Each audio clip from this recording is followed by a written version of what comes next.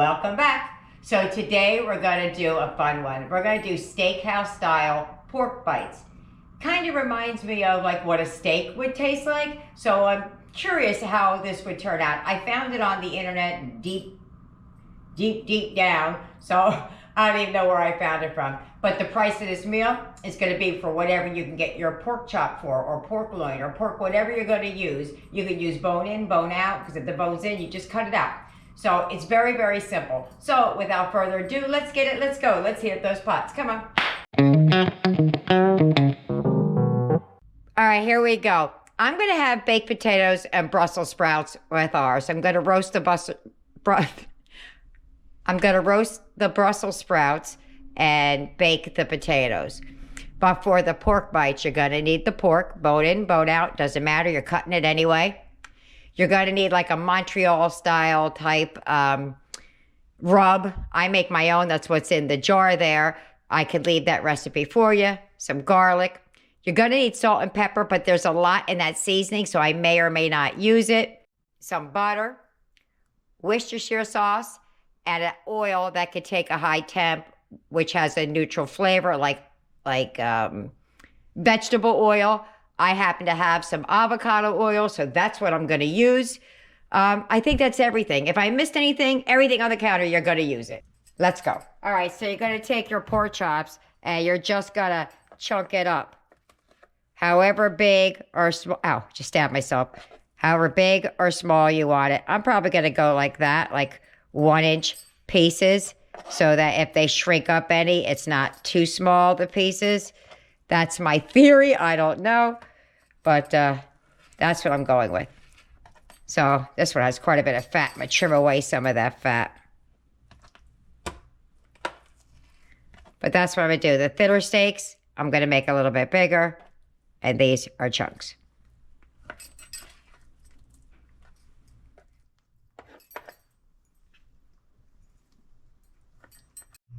All right, so that's all chopped up. I'm just going to slide it back for just a minute. I did chop up a couple of cloves of garlic. Hopefully my container's big enough. I'm good for not having enough room in my vessel. All right, so I'm going to add a 1/4 cup of Worcestershire sauce. If you don't have Worcestershire sauce, you could use steak seasoning. I've used that before when I didn't have it because it's got the same kind of flavor profile. Still have the garlic on my fingers. All right, so 2 teaspoons of your steak seasoning. Not teaspoons, 2 tablespoons. It's 1 and 2. I'm going to give that a good stir.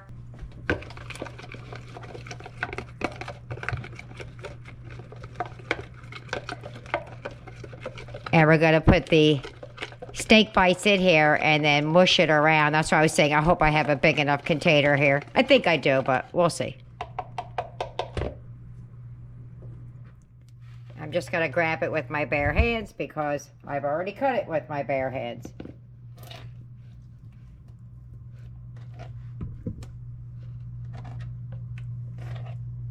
I love the smell of Worcestershire sauce.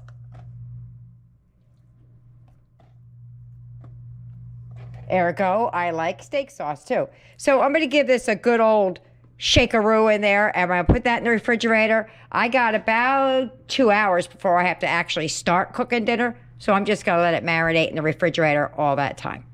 Okay, so that's what we're starting with. Cleared off my counter a little bit.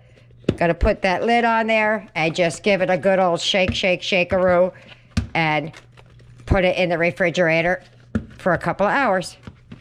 I'm going to give it a better shake, but you got the idea. All right, so I'm going to make some baked potatoes. What I do differently is that I don't poke any holes in the potato yet. Now I washed and scrubbed these things. They're dry now because I just set them in the strainer and let them dry off. I put a little, oops, too much. Yikes. I put a little bit of oil on them first. And then I take my fork and poke it. Because if you poke it before you put the oil on, sometimes the oil can clog up those little holes, and then you get like a steamed potato. And then I add some coarse salt. Usually I'll just put a pile down and just kind of roll it in. And then I put these on my wire rack off to the side over here. That's it. I have my oven preheating at 425. And I'm going to get these started, and then we're going to get the main dish started.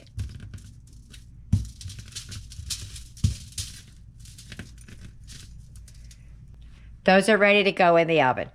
All right, so I was rummaging around in my refrigerator. How could you have steak bites and no biscuits? I found these in the back. And even though they say buttermilk, they're still good for Eric. So we're going to throw those into the mix here. Ooh! Ah, hate when that happens. Scared me. So I'm going to throw these in there, let them cook up, and we'll be good. And in they go. All right, so I'm going to put a little bit of oil down. This is one of the ways I make Brussels sprouts. Just a little bit of oil. That's the avocado. It's out. I'm using it. A little bit of garlic powder. Well, it is a little bit. I'm empty. I have to get more. Some onion powder. I'll get some more garlic garlic in a second. I'm not going to use regular salt. I'm going to use some seasoned salt. That's got some extra little thingies in there. And then I'm going to add some of this lemon pepper. Oh, hold on a second. Shake it up a second. All right, I'm going to use my big jug. Put some garlic down.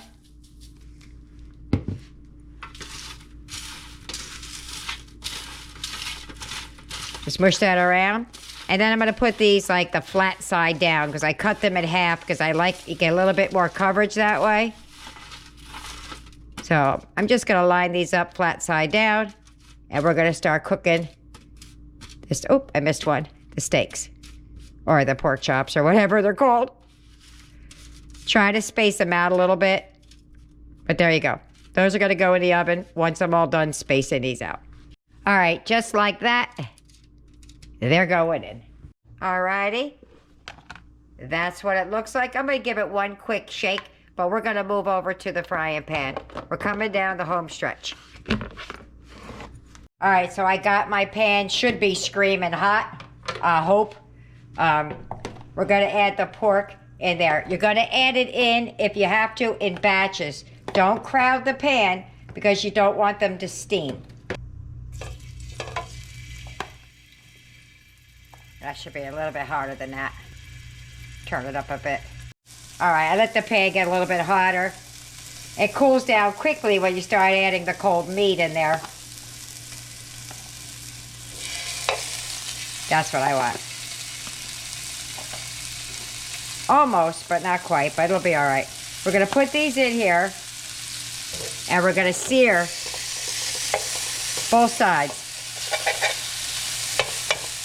There we go. Smoking hot. That's what I wanted right there. See all that smoke coming up? Sear on these, and I'll show you what I mean. You see that?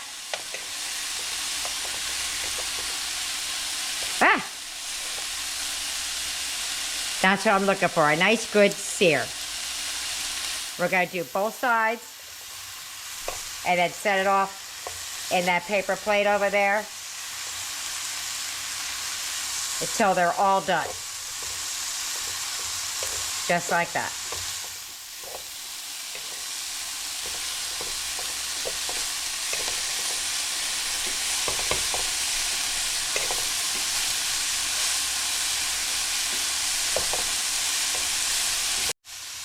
That's coming out. Next batch is going in. All right, so I'm just going to give these a little toss and put it back in the oven, and we'll be eating. I almost forgot my biscuits. I'm just this side of burning them, but I'm going to brush a little butter on top. Nobody will know. All right, so I'm turning my heat down to medium because these are done. We're going to add all the pork chops and the juices back in. So I did 2 to 3 minutes on each side. And now we're going to give them the butter bath. Or, in our case, not butter bath. But Eric's already down here saying, where's the food, Jima? So we're getting there. Now, if you have rosemary or thyme, you could add that now. I don't have it. I have some, like, powdered rosemary, but I don't have any of the real deal. So as this melts, we're going to tip our pan and we're going to start like getting it on the meat so it gets nice and glossy. Now, when this is done, you could make a gravy with the pan drippings and everything. I don't want to. I think I'm just going to give it some steak sauce and call it done. But that's what we're doing.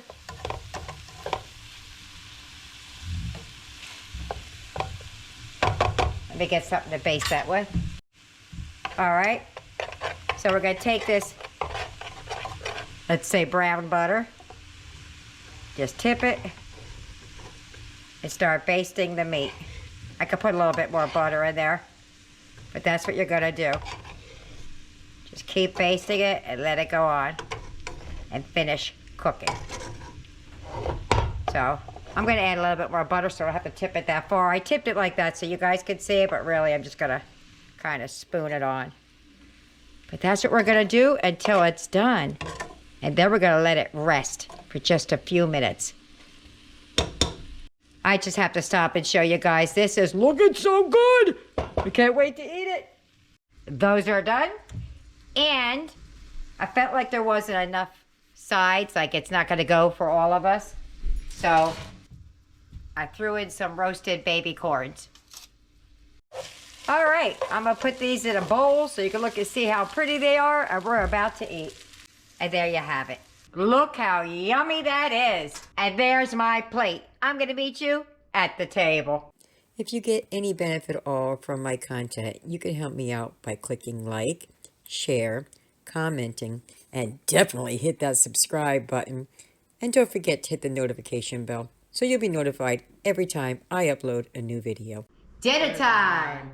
I can't wait to eat it. I say that every single time, and every single time I eat it. How about you? I want to know if this tastes like steak. All right. Okay?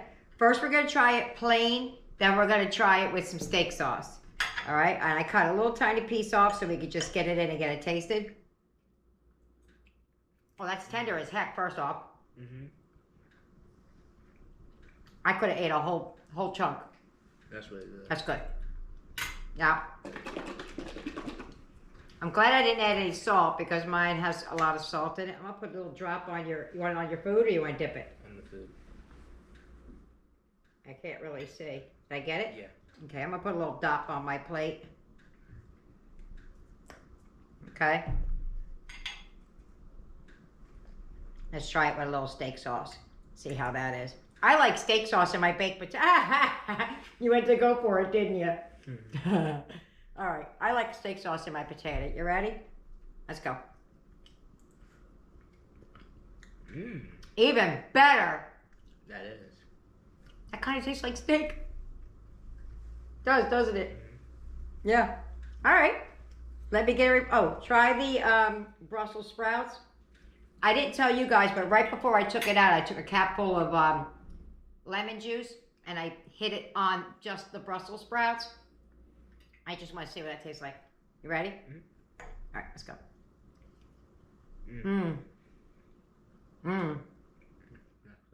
That's good with the lemon on it.